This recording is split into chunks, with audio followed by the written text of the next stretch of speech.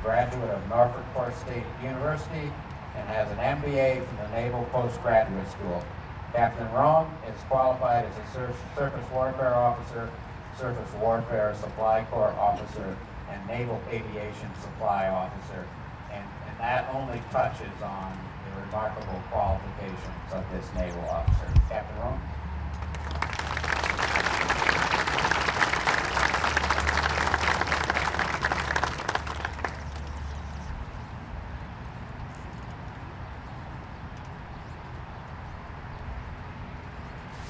Good afternoon, everyone. I'm humbled and honored to have been invited to participate in this dignified event. Veterans of our armed forces and all of you came here freely with grateful heart. It is my privilege to recognize our nation's fallen heroes with you on your board. Mr. Williamson, thank you for your kind introduction, but most of all, thank you and all those in the Philadelphia Vietnam Veterans Memorial Society for the tireless work taking care of the legacy of our brothers and sisters in arms. I'm always grateful for the opportunity to speak on behalf of the Navy, but today I feel especially humbled standing here in uniform at this hallowed place, paying tribute to the many American heroes who have made the ultimate sacrifice. Take a look around right now, a real look at your surroundings.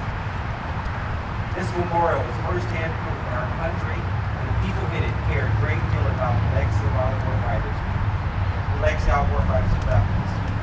In our country, we are great at building and maintaining physical memorials to commemorate this legacy. The Korean Memorial nearby, the World War II Memorial in Washington, D.C., the USS Arizona Memorial in Pearl Harbor, and this very Vietnam Veteran Memorial. They are all symbols of our unwavering commitment to remember and respect our fallen heroes. When we're done here today, stay a while. Trace your fingertip over a name or two or three. On this day, instead of seeing a stone in front of you, I encourage you to let your mind wander. See the faces of these men and women who have died serving the nation, serving the community. They sacrificed their lives in defense of our American ideas of liberty and justice.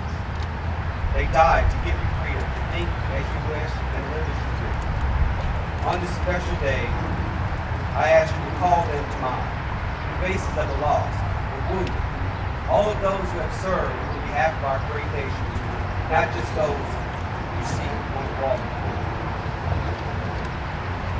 I would also ask you to remember the tens of thousands of men and women who are deployed around the world right now, protecting the ideas that our brothers and sisters in arms have died to defend. When you are asleep tonight, they will be there. When you wake tomorrow, they will be there. For every weekend, every holiday, every hour, every minute, they will be there around the globe and around the clock, protecting and defending our nation. Because freedom, justice, and liberty know no rules. Born out of the Civil War almost 150 years ago, at the time to honor those casualties, Memorial Day has evolved into what it is today. Not a day off of work, a reason to have a cookout, or the beginning of summer. It is now our opportunity to reflect on the courage and service of the men of the more than 1.1 million Americans killed in military conflicts. Americans like Army Master Sergeant Francis Porter, Green Beret, whose name we will unveil on the wall behind me shortly, along with Army Master Sergeant George Wilson. Both men made the ultimate sacrifice after battling diseases contracted to the Americans like Charlie Keating, a Navy SEAL, who died fighting ISIS in Iraq just 3 weeks ago.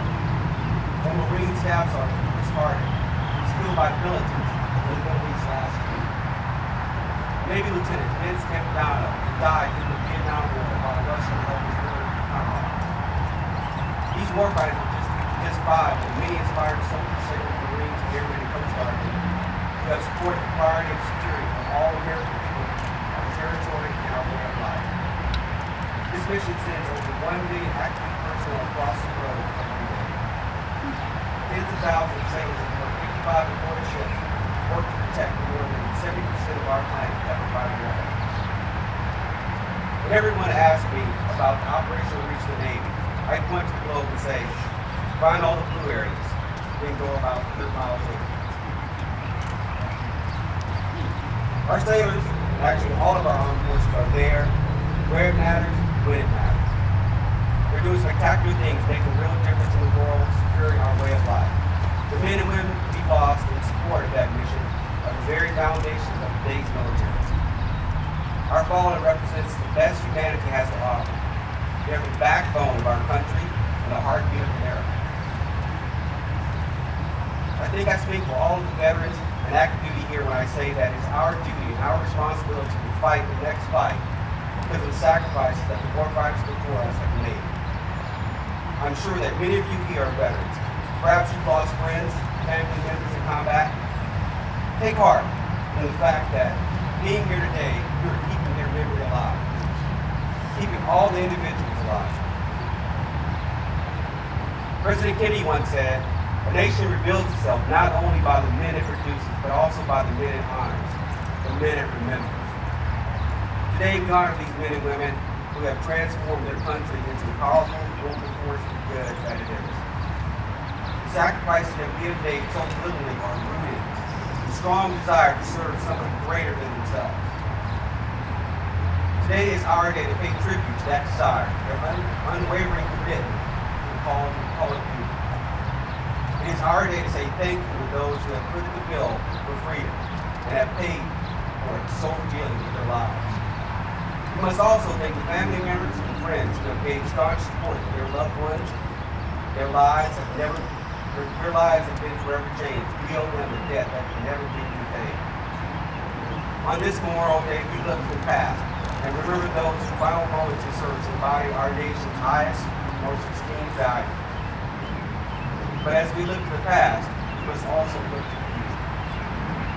We, the beneficiaries of such selfless sacrifice, are charged with extending the reverence we feel today throughout the other days of the year. We must also ensure that tradition, that this day remains special for generations of Americans to come. My friends, I encourage you to do this in simple action. Whether you're talking to others about the ultimate price of freedom, shaking the hand of a veteran, volunteering to upkeep a world like this one, or visiting those injured in service of our nation, you are keeping our fallen alive.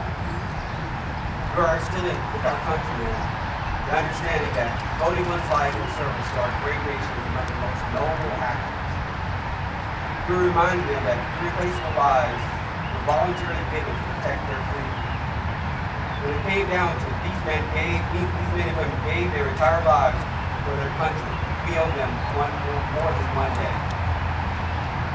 America is a country that she is because the men and women who chose to wear the cloth of their nation, to risk it all and travel on a road of uncertainty and danger to live more meaningful lives. I'd like to share with you a poem written by young Huey Pollock during Vietnam War Captain Michael Davis Dunn. If you are able, savor them a place inside. And one backward glance, and you are leaving. For the places they can no longer go. Be not ashamed to say you love them, though you may or may not always have. Take what they left and what they have taught you with their dying. Keep it with your own. And at that time, the men decide to feel safe to call the Lord and saying, take one moment to embrace those little heroes you left behind.